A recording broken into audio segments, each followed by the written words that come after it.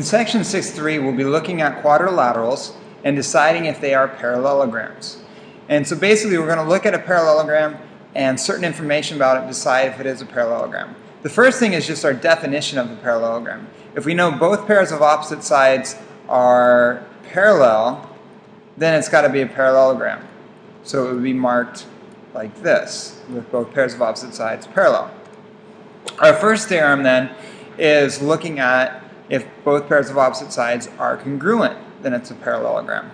Now, if they are, we can prove it like this. We could draw a diagonal. Notice that this would give me two congruent triangles by side, side, side. We could use alternate interior angles here to show that these sides are parallel. And we could use alternate interior angles here to show that these two sides are parallel. Therefore, it has to be a parallelogram. So if we know both pairs of opposite sides are parallelogram, then it's a parallelogram. The next one is looking at the angles. Notice this one's looking at consecutive angles. They should be supplementary. The next one is looking at opposite angles, so angles catty-corner to each other. So if we know both pairs of opposite angles are congruent, then we know it's a parallelogram. If we know that consecutive angles are supplementary, then it's a parallelogram. Notice we need to have at least two pairs for this going around, like I've got A in both of these. That would force D to also be supplementary to B and D, so it's enough to check two of them. Okay, so what values must be a parallelogram? Notice this one's giving us something about the sides, so we know that opposite sides are congruent. And we can solve that for x and get x equals 6. On the other sides, we're looking at y and x plus 2.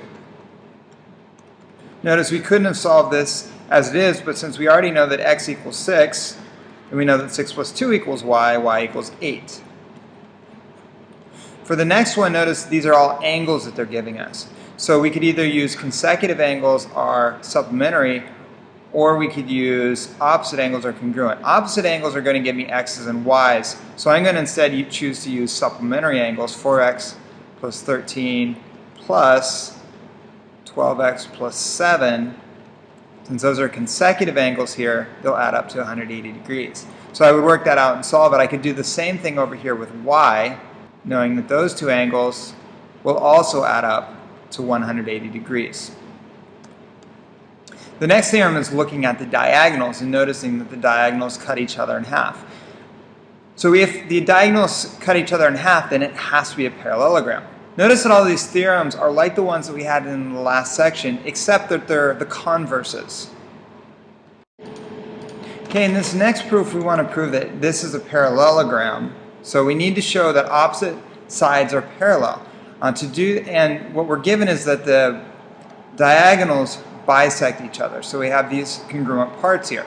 So we have four triangles there, and what we're going to do is show that these two are congruent to each other, and these two are congruent to each other.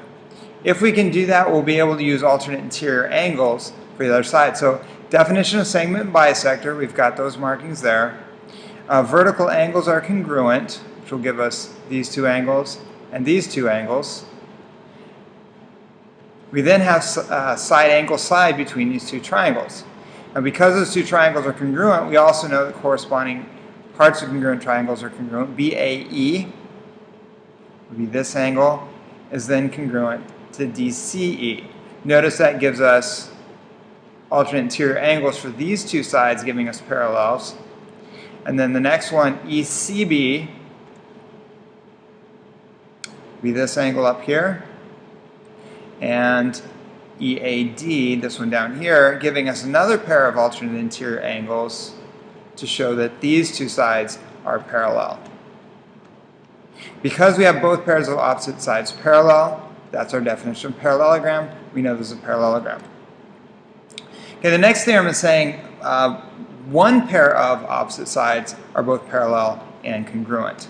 Okay, so if we know that one pair of opposite sides, so we don't have to know anything about the side as long as we know both pieces of information on here, congruent and parallel. To prove that, we could just do it by separating this into two triangles again. We have the reflexive property, and because these are parallel, we have alternate interior angles, congruent triangles. We also get the second side congruent. Okay, so there's 6 tests to find parallelograms. These are all the tests that we just went through. If we know that any of these are true, we know we have a parallelogram. Okay, in these problems we want to look at, are they parallelograms based on the given information? Now notice in this one we're starting with 50 and 130, so we might be tempted to use the one about consecutive angles. But notice these consecutive angles only give me AB parallel to DC. We don't have any angles over here at B or C, so we don't know if the other sides are parallel. But notice we have this 5 and this 5 here, meaning these sides are also congruent. So what we have with this one is one pair of opposite sides congruent and parallel, so then it's a parallelogram.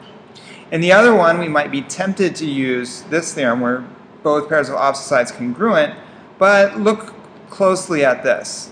These are not opposite sides, so no, this is not a parallelogram. In the next one, we could see whether or not this is actually a parallelogram. This lift is always going to lift up this truck. If we have the same lengths here, then no matter how high we go, this top part will always be parallel to the ground, because if both pairs of opposite sides are congruent, then the quadrilateral is a parallelogram.